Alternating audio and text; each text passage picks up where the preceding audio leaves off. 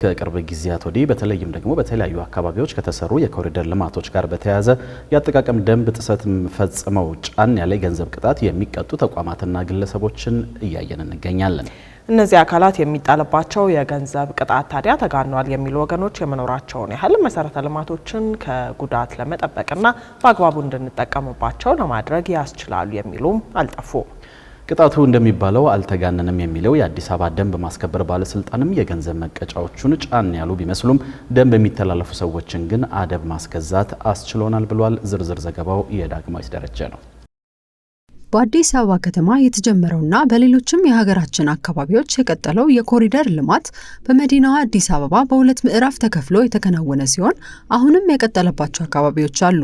በዚህ የኮሪደር ልማት ከተሰሩ ስራዎች መካከልም የመንገድ መሰረተ ልማቶች፣ የትራንስፖርት መናኸሪያዎች፣ የተሽከርካሪ ማቆሚያ ስፍራዎች፣ የህዝብ መዝናኛዎችና ማረፊያዎች እንዲሁም ሌሎችም መሰረተ ልማቶች ይገኙበታል።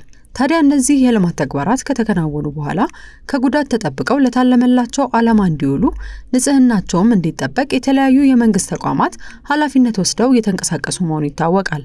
ከነዚህ መካከል የአዲስ አበባ ደንብ ማስከበር ባለስልጣን አንዱ ሲሆን የኮሪደር ልማት አካባቢዎችን ለመጠበቅ ደንቦችን አጽድቆ እየተንቀሳቀሰ መሆኑን በዋና ስራ አስኪያጁ ሻለቃ ዘሪሁን ተረፈ በኩል ለዝግጅት ክፍላችን ገልጿል። የደንብ ማስከበር አንዱ በኮሪደሩ ላይ ንጽህናን በተመለከተ ጥበቃ ማድረግ ነው ትልቁ ነገር ማለት ነው። በሁለተኛ ደግሞ የመንገድ አጠቃቀሙንም እግረኛ በእግረኛው መንገድ፣ ሳይክል በሳይክል መንገድ፣ ተሽከርካሪው በተሽከርካሪ መንገድ እንዲጓዙ እንዲጠቀሙ ማድረግ ነው። የሚደርስ ጉዳት ካለ ቶሎ መከታተል፣ እርምት መስጠት፣ ከዛም በኋላ ደግሞ እርምጃ መውሰድ ስራዎችን ነው እንግዲህ በልማት ኮሪደሩ አተኩረን እየሰራን ያለነው።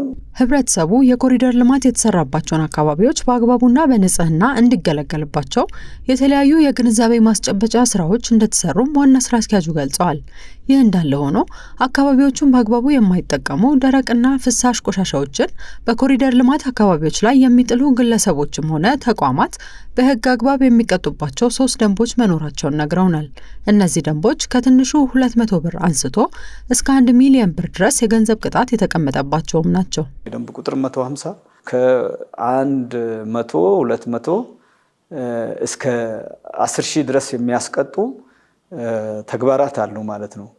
በደንብ ቁጥር 167 ደግሞ በተለይ የደንብ ቁጥር 67 የሚያተኩረው ደረቅና እርጥብ ቆሻሻ ላይ ነው፣ ከንጽህና ጋር ነው።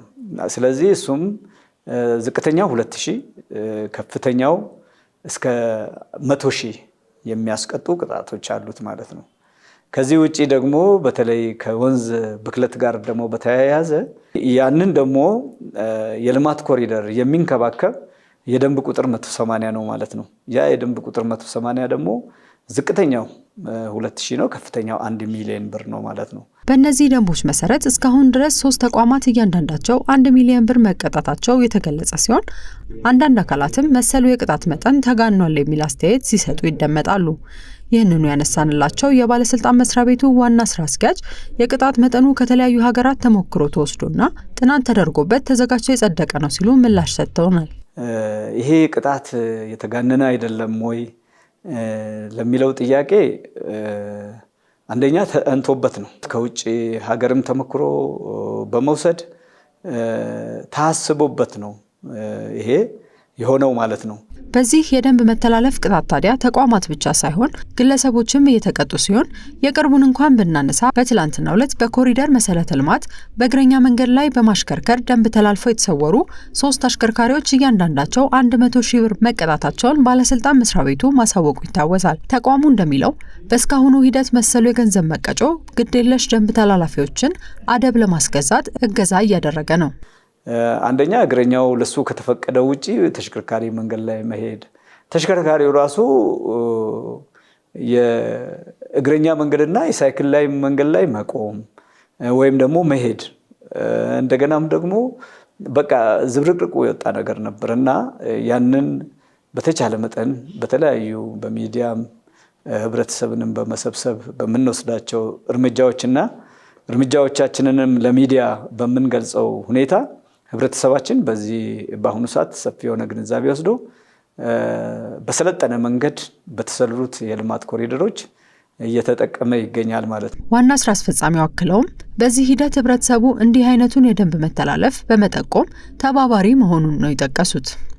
አንድ የአንበሳ አውቶቡስ ሾፌር በኮሪደራችን ላይ ቆሞ በውስጡ ያው ትኬት ይሸጥ የለ በውስጡ ያሉ ትኬቶችን ጠርጎ ሲጥል ህብረተሰቡ ነው የያዘው፣ እውነቱን ለመናገር ማለት ነው። ስለዚህ ለምን ትጥላለህ? እዚህ ጋር መጣልህ ይሄ እኮ ህግና ደንብ ወጥቷል፣ ስለዚህ እዚህ መጣልህ ተገቢ አይደለም ብሎ